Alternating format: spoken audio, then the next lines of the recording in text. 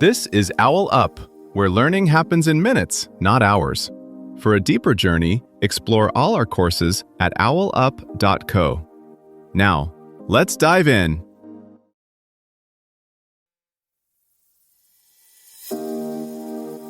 Welcome to Chapter 1 of our series, Money Mindset, Transform Your Financial Identity.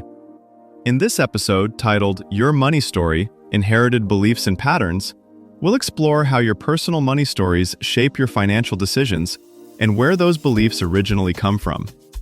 So, grab a comfy seat and let's dive in. Most of what you do with money was decided before you ever earned a paycheck. A look, a fight in the kitchen, a quiet, "we don't talk about that," shaped your saving, splurging, even your debt. This episode asks, whose money story are you still living? And does it actually fit you? Research on money scripts shows that a lot of your choices today were quietly rehearsed years ago. Maybe you grew up hearing, "we can't afford that," or watching one parent hide shopping bags in the trunk. Maybe money was a source of pride, panic, or total silence. Those patterns don't just sit in your memories, they tend to leak into your pay negotiations, your comfort with investing, even how you respond to a surprise bill. Here's the twist. Your brain often treats these inherited rules as facts, not opinions.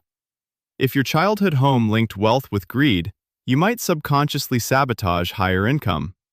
If conflict always erupted around bills, you might avoid looking at your balances until things are urgent. You're not bad with money. You're fluent in a script you never chose.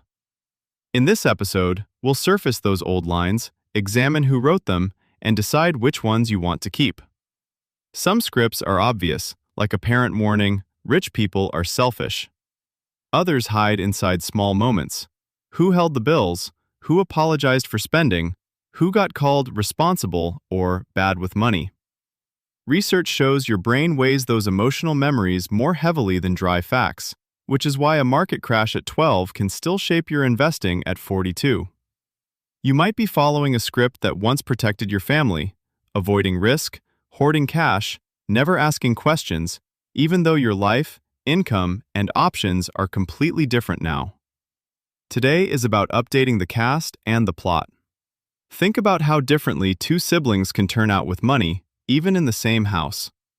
One hoards every dollar, the other treats a paycheck like it's on fire. Same parents, same neighborhood, so what changed? Research suggests each person assembles their own internal rules from a jumble of moments. Who lost a job? Who got blamed for overspending? Which cousin was praised for being successful? Which neighbor was whispered about for having more than they need? Your brain doesn't file these as opinions I absorbed at age 9. It files them as invisible settings: default risk level, default generosity, default secrecy. Psychologists have identified common clusters of these settings. Some people run on an avoidance pattern. Money is stressful, so I'll look away until I'm forced to act. Others lean toward worship. More money will fix everything, which can fuel chronic overwork or chasing hot tips. There's also vigilance. If I'm not hyper-careful, everything will collapse, which can produce good short-term habits but long-term burnout.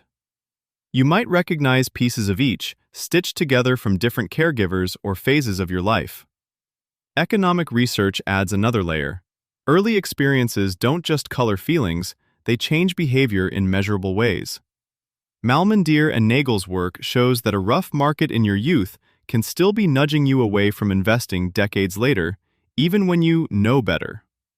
That's the key tension here.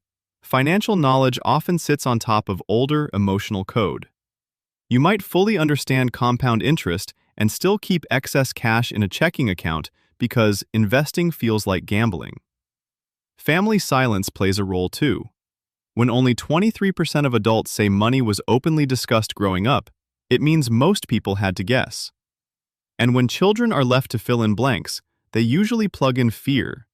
We must be in trouble. We must be better than them. Or, I must not ask. One careful analogy: money scripts are like a long-running medication your family started you on. Maybe it once treated a real risk: job loss, discrimination, instability.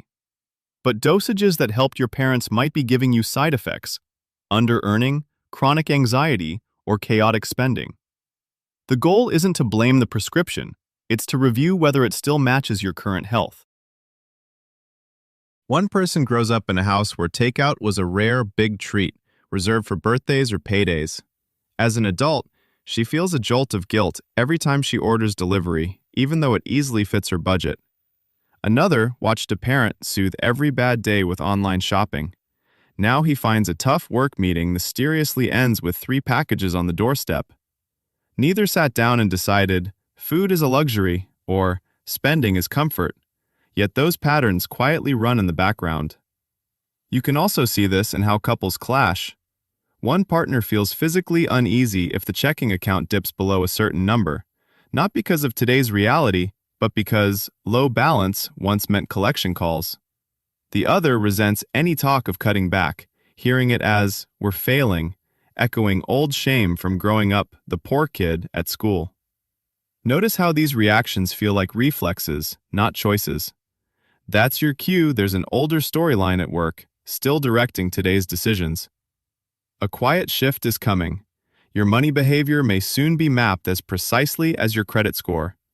AI tools could flag, "you freeze after big losses," then suggest smaller, safer trial steps, like easing into investing the way a coach rebuilds confidence after an injury.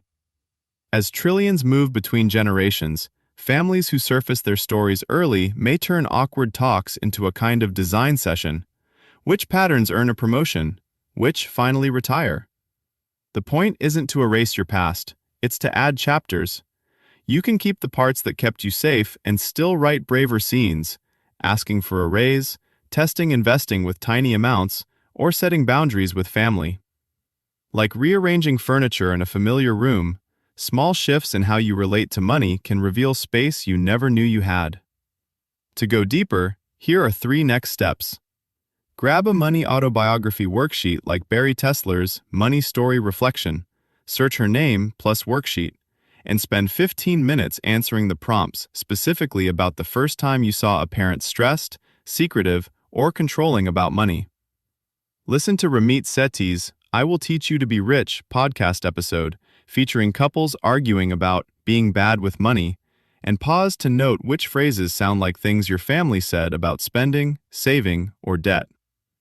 Start rewriting one inherited script by choosing a new money mantra from Rachel Rogers' book, We Should All Be Millionaires, for example, around worthiness or earning, and put it somewhere you see every day, like as the lock screen on your phone, so you're literally interrupting your old money story each time you check it. This was OwlUp, your daily step forward. To keep learning with structured courses and more insights, go to owlup.co. Until tomorrow.